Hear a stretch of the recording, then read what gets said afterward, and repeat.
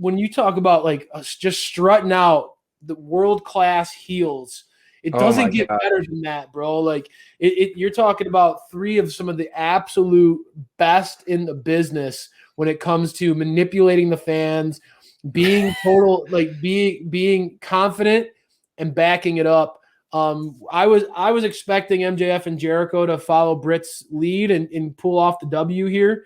But they fell short. The Young Bucks, man, there was a point, dude, where like JR was just, this one's a super kick party. It's a slobber knocker. I mean, he was going all out.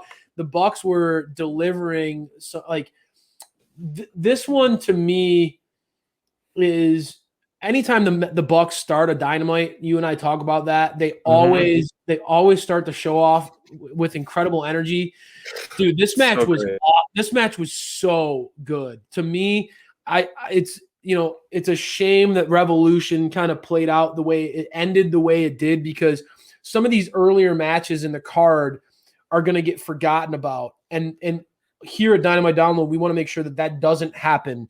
This match was an example of great storytelling, great star building. JR and the commentator team, man, were they putting over Wardlow huge. Yeah. Wardlow getting involved multiple times in this, basically turning this into a handicap match. I mean, they were building him as a star. And then, dude, I mean, how often do you see?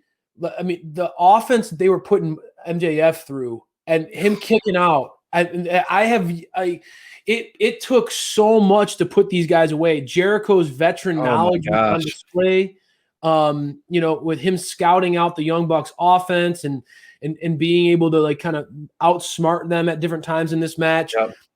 I felt like this was a great match that both teams delivered on. I was a huge fan of what we saw tonight with AEW Revolution. I felt like the Bucks, their heart was on display. We saw some of that with their promo work on Dynamite, right. Their passion. There was no giving up on that side, and there were multiple times where on both sides where I was like, "Man, this match is over," and it didn't happen. I thought this was one of the false finishes. This was one of the absolute best matches of the night for me, without a question. Hands down, elite. We are, I think unanimous elite. This was four of our favorites in the ring.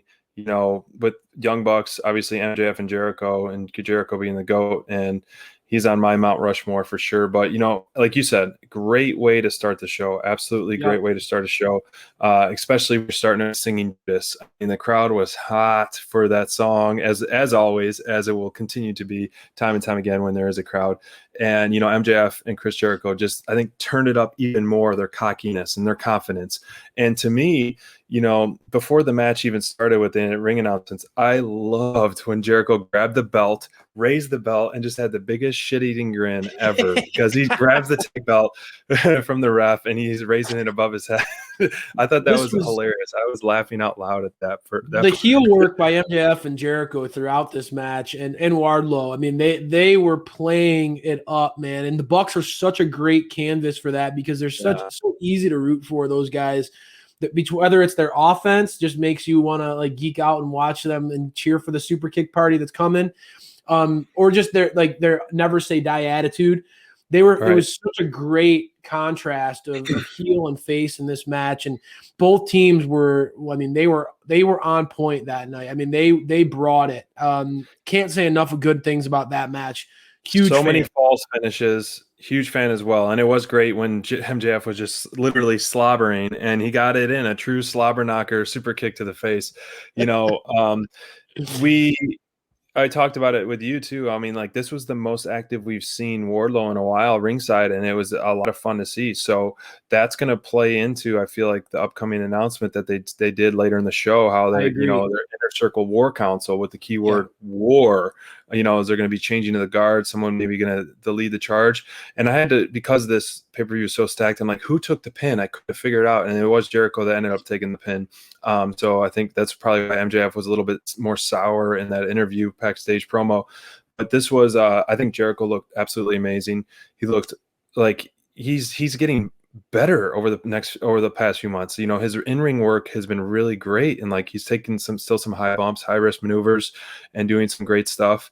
And the timing of the Young Bucks has just been spot on. Their finisher was so cool and spot on. You know, it's fun. It just was a reminder, not that we need one. It's just how great the Young Bucks are, and they are just like a mirror image of each other in the ring when they're doing that tandem stuff. It literally is so on point and so on cue. Like they're not missing a beat. Like their kicks are timed, their flips are timed, their backflips are timed, through the ropes timed. Everything is just so spot on. Granted, your brothers, your blood, and you've been doing this for years, but still, they are just, you're gonna mess up here and there, but these guys look so fluid always, man. And I can't say enough great stuff about I've become a huge Matt Jackson fan, and I mean, like both of these brothers are incredible. I've become a Matt Jackson. Like whenever I see him work, I've really started to lean into how good he stands out. But both of these guys, that you're right, man. Like these brothers, they're so fluid. I thought that Nick in particular in this match impressed me, and that I want to compliment him on that, because it's very easy for me to see the goodness in Matt Jackson, his intensity. Nick is more like the laid back brother, the cool brother, you know? Yeah, Matt's more vocal. Yes.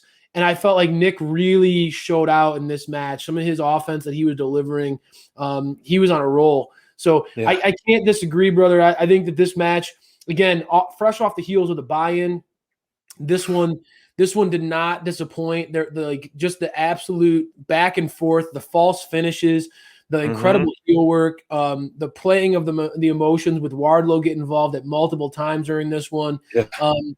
This was hard hitting, and it's one of those matches that I feel like the AEW fans should be complimenting. And if you're a fan out there that's kind of frustrated with the negative backlash, the sort of the bitter taste in people's mouths after AEW Revolution with that finish, this is one of those matches you should definitely go back, push this one, remind people of how dang good this one was, because both sides, I mean, every box was checked in this match, man. Teamwork, character work, heel versus babyface. You like with the Young Bucks, it's going to be fast paced, crazy tandem offense. But then with MJF, I feel like that was an example with MJF, man. Like this dude is so well known for what he can do on the mic. But I think that his toughness, his resolve, dude, kicking out. I mean, there was so many false finishes. There was a stretch during this match where the Bucks just had him pinballing, dude. They were beating the heck out of him, and he kept coming back for more. So MJF does not, he oftentimes gets overlooked for how good he is in the ring. Well, he's better than us, and we know it. I think it's changing, and I think you commented on the post-match interview with Jericho and the Inner Circle. I really do think that MJF and Wardlow are going to they're going to seize the reins of this group, and I think that there's going to be a new leader. Could be very fascinating, very interesting. But these guys delivered. Big fans of this match. And I think that, the AEW tag division is still the focal point for me as a fan. I think that this division